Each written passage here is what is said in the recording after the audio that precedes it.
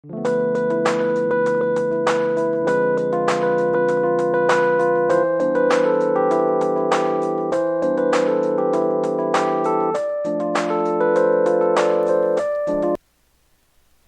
there everyone, this is your friend Jake. In this tutorial video guys, I will teach you on how to declare constant using Go programming language. Before we continue, I would like to say thank you so much to all my subscribers to my channel. If you are new with my channel and you like this video, please hit the like button, leave a comment in the comment section of this video tutorial, and don't forget to share, and please support my channel by subscribing.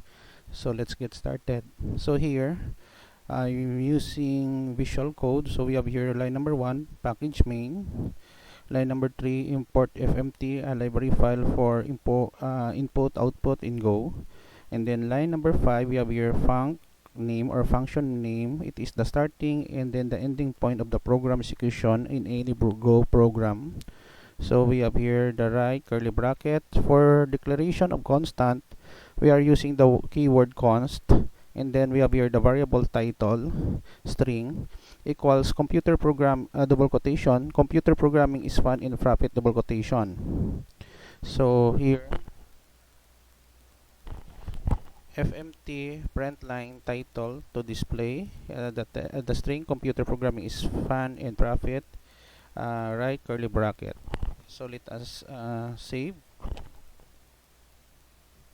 and then when we run our program, issue command go run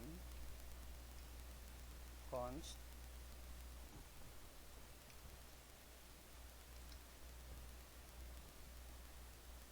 dot go. Press enter key.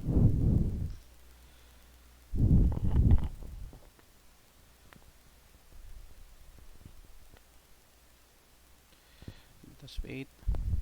So in Go, in similar in C++ programming, it is a case sensitive. So the title variable should be capital ITLE. So it must be uniform throughout our program. So we have here the output of a program. When we show go run const.go, computer programming is fun and profit. So this is the end of our tutorial video guys. I hope that you learned something new on how to declare constants in Go programming language. Thank you so much for watching. If you like this video, please hit the like button, leave a comment in the comment section of this video tutorial, and don't forget to share and subscribe to my channel for more upcoming video tutorials. This is your friend Jake saying see you in the next video tutorial guys. Bye bye for now.